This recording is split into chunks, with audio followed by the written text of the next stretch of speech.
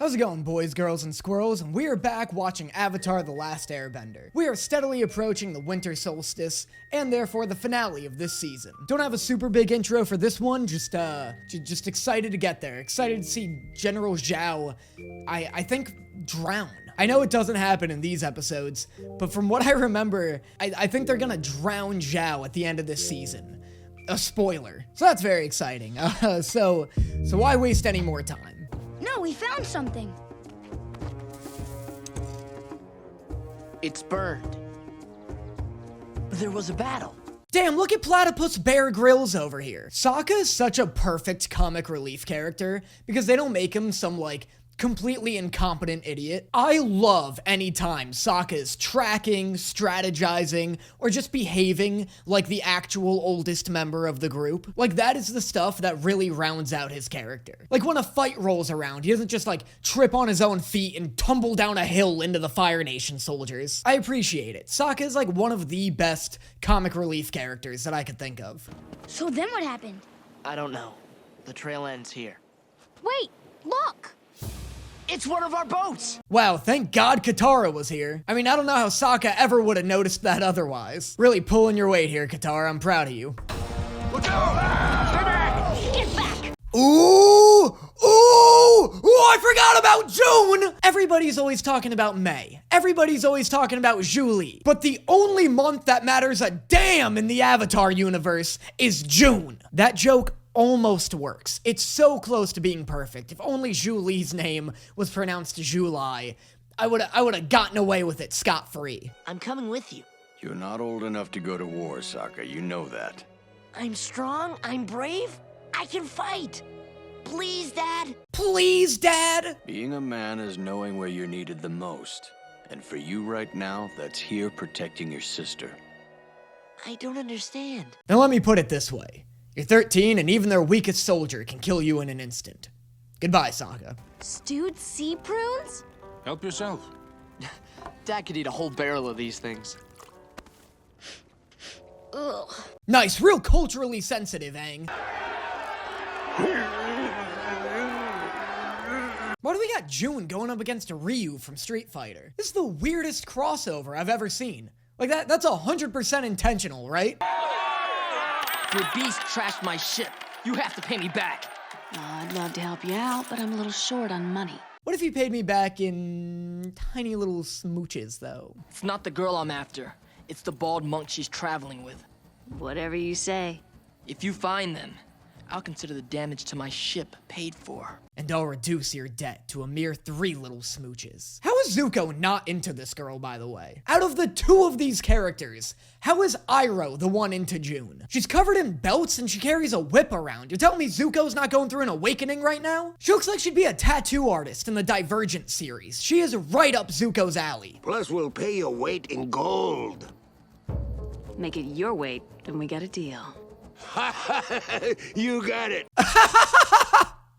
Oh man, June, you kill me. Hey, let's say we get out of the swamp and see what that sheer shrew tongue can really do. There's something I should tell you, kids. I'm expecting a message from your father. Really? When? What is Bato's injury exactly? I'd love for Sokka to trip and rip his bandages off and all of his organs just slide out. Bato's injury is that he doesn't have any skin or muscle under those bandages. I'm looking for Bato of the Water Tribe. I know Bato. Make sure he gets this. What? Don't just give it to anybody. Make sure he gets this. That's your job. It's the map to Sokka and Katara's dad.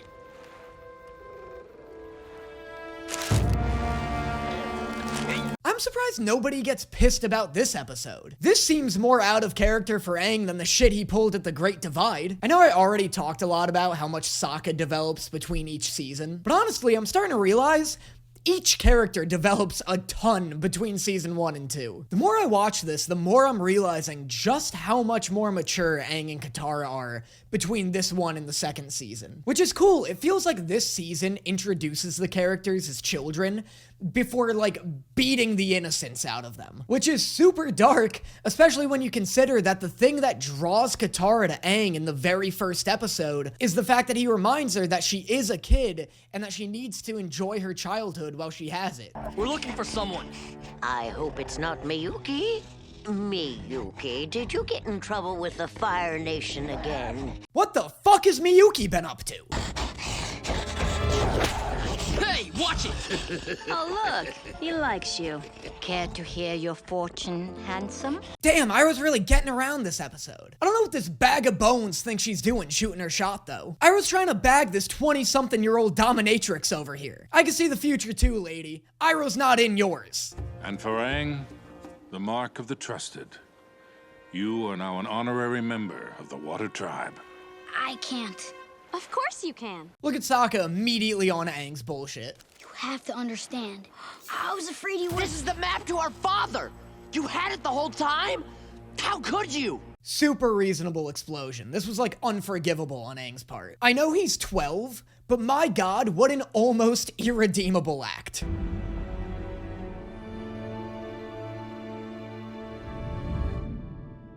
Sokka? We need to go back. Oof, that's brutal. Sokka using the pain he felt when his father left him to sympathize with Aang? That's some mature shit. So this is your girlfriend. No wonder she left. She's way too pretty for you. Where is he? Where's the Avatar? We split up. Wow, not even a thank you from Katara. Katara gets her necklace back, and now all of a sudden she's all high and mighty.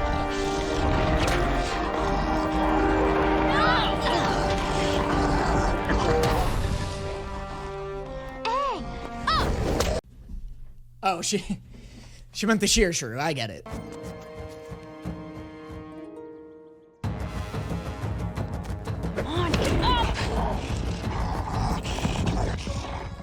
What is going on between these two? This episode has by far the strangest use of Iroh in the entire series.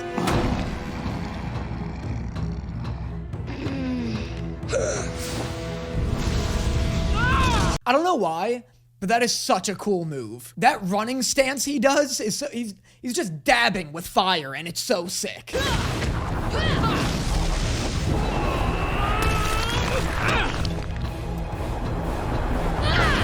Oh, Aang said, you think I can't do what you do? I'm the Avatar, bitch!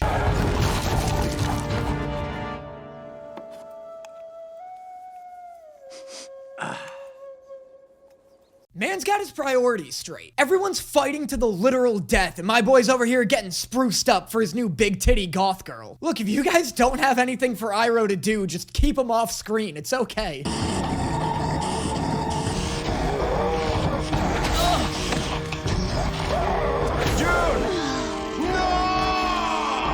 don't want to see any comments of people saying I'm looking too deep into this. Iroh didn't even flinch towards Zuko. I actually think he backed up a little. Uncle? I didn't see you get hit with the tongue. Oh, not yet you didn't. Iroh's looking to get hit with that tongue tonight, though. Oh, that's so sweet of Zuko. Would you give him a kiss for me when you see him? Sure. Mwah. Why was this such a horny episode? Oh, and that's it. It's over. Brief episode transition. If you like what you're seeing here and you want to get more content not found anywhere else, make sure you consider subscribing to my Patreon. There you'll get access to an exclusive reaction video each month, access to my private Discord server, and access to all of the live streams I've recorded in the past and will record in the future. On top of that, you'll just be helping out the page a ton and ensuring that I'm able to keep pumping out videos as frequently as I do. And boy, let me tell you, I do be pumping. I'm on an absolute fucking crusade right now of just pumping out content so I can have a nice little backlog so I can start working on some other little projects I've got planned. I have a lot of really cool content planned that I'm very excited to show you guys, but the only way that I will have the time or the money to get all that happening is with your guys' support on Patreon. And with your guys' support on here. If Patreon's not really your thing, totally get it, but just leaving a comment and a like on this video helps out a ton. And now, on to the next one. You might want to rethink that. Look at this. Hey, a poster of me. A wanted poster. This is bad. This is expected. Sokka, have you not noticed that you guys have been hunted at every step of your journey? I feel like a wanted poster isn't that crazy to discover. You guys stay out of sight here while we go to the festival.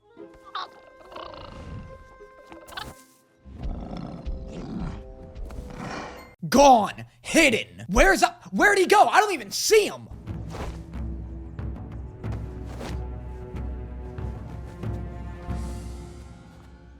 It's like you're a whole different person. Okay, but somebody definitely trade clothes with Aang. Even if they don't see the big arrow on his head, the fact that he's wearing air nomad clothes are definitely gonna tip people off.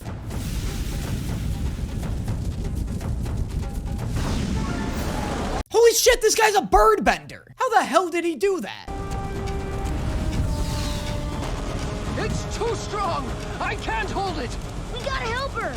Does Aang think this guy just summoned a real dragon? Does he think this guy's about to burn Katara to death on stage right now? This could be my only chance to meet a firebending master who would actually be willing to teach me. It can't hurt just to talk to him. That's what you said about going to the festival. True, they gained absolutely nothing at that festival. Except maybe discovering that Aang has absolutely no media literacy. You let him slip away. Yes, sir. But other than that, the festival went off without a hitch. No fights? Theft was way down. That was like a South Park skit. I like seeing this man desperately trying to salvage his job. Without the bender, a rock will not throw itself. But fire will spread and destroy everything in its path if one does not have the will to control it. This is such a sick way for them to hype up firebending. Like, it's cool that they don't actually let Aang learn firebending until season 3, so that it stays, like, this ominous, intimidating, and terrifying element. Like, it's crazy that the act of firebending goes through an arc in this show. You think I am weak? Avatar Roku. No, I did not mean that. Oh my god, what? This is crazy. This is another episode that I just, like, don't remember at all. That's so sick that Roku steps in to convince this guy to train Aang. Also, it's pretty ass that past avatars can't train the current avatar. They can judge all of his actions to his face, but they can't teach him to throw a rock. It's like a father who never played baseball before, forcing his son to join a team. Are we coming up here so I don't burn anything with my fire blasts? No fire yet. What? God, I can't wait for season 2. I'm getting a little sick of immature Aang. You want to stop breathing? I want you to stop wasting my time. I already know how to squat and breathe and feel the sun. I want to know how to shoot fire out of my fingertips. I can completely see why this guy has reservations about teaching this kid to shoot fire. From his perspective, giving Aang the ability to control fire seems incredibly dangerous. Concentrate on the fire. I want you to keep this flame from reaching the edges of the leaf for as long as you can. I get that Aang is frustrated with how slowly his training is going, but I feel like I'd be hyped to do any amount of firebending. Actually, no, never mind. I sympathize with Aang. I've changed my mind, but only because I just remembered how fucking horrible it was to first learn how to play guitar. When you first start out learning to play guitar, obviously you have to learn the basics. Like, you learn some basic chords and basic notes, and it sucks. It's ass. It's so frustrating and so boring. Do you know what it's like being 15 years old and having to play hot crossed buns 100 times when all you want to do is learn how to play Down with the Sickness? Also, complete side tangent. This poor man who just wants to teach somebody how to, like, use firebending with control and understanding, and is instead met with the most powerful human being on Earth who just wants to burn shit. That's tough. No wonder why this guy's lost his faith in humanity. I did it! I made fire! Aang, that's great, but you should take it slow. Look, careful! Oh, I love this. This is so tense and ominous. This is like watching a kid who just learned how to summon a gun out of thin air. Ah! Now that's firebending. You guys want to see a weird animation mistake I just picked out? This line right here is about to leave Aang and become part of the background. Ready? The second I hit play. Did you see that? God, what a bunch of fucking amateurs working at Nickelodeon. Immersion ruined. I wonder how that juggler did it.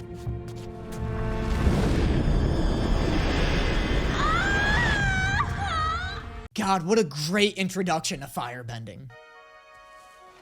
You burned my sister. This is all your fault.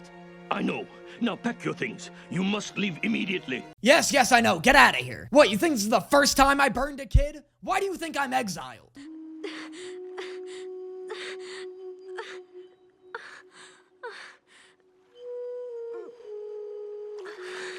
Yo, honestly, how cool would it have been if Katara kept her burns? That would add such a crazy dynamic to this entire story. It'd add an extra layer to Aang and Katara's relationship, Aang and Sokka's, Aang and Zuko's, Katara and Zuko's. Aang's relationship with, like, his journey as an avatar, it'd be crazy. I think that'd be awesome. And not, like, Avatar doesn't need more depth, but that small change would have added a ton. Like, so much just, like, under the surface tension that, oh man, that'd be really cool. Let me know if you want me to do, like, a full video. Maybe I could, like, chat about that a bit. Maybe I could get a 10-minute video out of that premise. Fire brings only destruction and pain. It forces those of us burdened with its care to walk a razor's edge between humanity and savagery. It's pretty cool that Team Avatar never, like, fully falls into this mentality. Like, it's great that Aang and Katara always stay optimistic about the idea that there's good in anybody, regardless of what type of bender you are, despite the whole world trying to prove them otherwise. Where's Aang?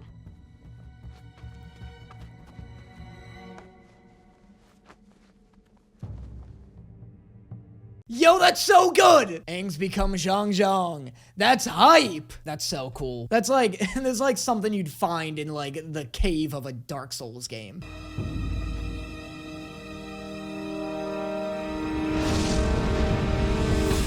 It's a trick. He's run off into the woods. All this episode has taught me so far is that all firebenders are magicians. Where's all this crazy sleight of hand shit coming from? I see he taught you how to duck and run like a coward, but I doubt he showed you what a firebender is truly capable of. Honestly, all Zhang really taught Aang was how to breathe and almost not light a leaf on fire. Cowardly ducking came from the air nomads. Whoa, wild shot! I like how Aang's like, whoa, that was sick! Hey, I'm kind of in the market for a new firebending teacher. Ahoy! I'm Admiral Zhao!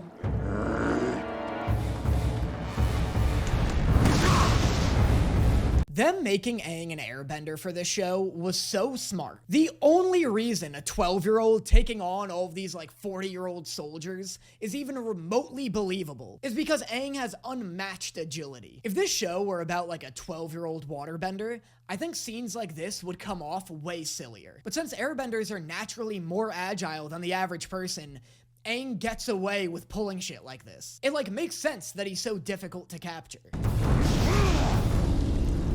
You've lost this battle. Are you crazy? You haven't thrown a single blow. I like how Zhao's just like, will you just fucking hit me already? Oh, nice. And that is episodes 15 and 16 of Avatar: The Last Airbender. Great stuff. As always, this was a real analytical video for me. A lot of cool stuff to analyze, though. That's what's great about Avatar. And that's what's great about this season. I guess it was always good. The season definitely has some, like, fillery stuff, but I think I'll get into it more at the end. I've already been thinking about, like, my closing statements of this season, but I think it's more because I know where it's headed. Like, I know that Team Avatar is gonna be like this, so seeing so much strife between them is, like, annoying a little. Like, seeing Aang be so obnoxious about, like, learning firebending is like doubly obnoxious because I know that by season 2, I think, maybe I'm misremembering it, but I know when he's like training with Toph, he's like a little more patient and tolerant. Maybe I'm wrong. That it's so likely that I'm wrong, but that's just in my heart of hearts and bone of bones. That's how I feel. But anyway, let me know what you guys thought of these episodes. Also, following closing remark, this season has so many cool characters that like don't show up again. Like this guy, this firebending master is so sick, and his little protege. I don't remember them showing up in season 3, but wait, no, I think this guy may be part of the White Lotus, now that I'm thinking about it, actually. Never mind. Scratch all that. Leave it in the video, Tom, but keep it out of your minds, people. But anyway, that's the video. Let me know in the comments what your favorite jokes were from this video, and I will see you guys next time. But now I always seem to freeze the things I love.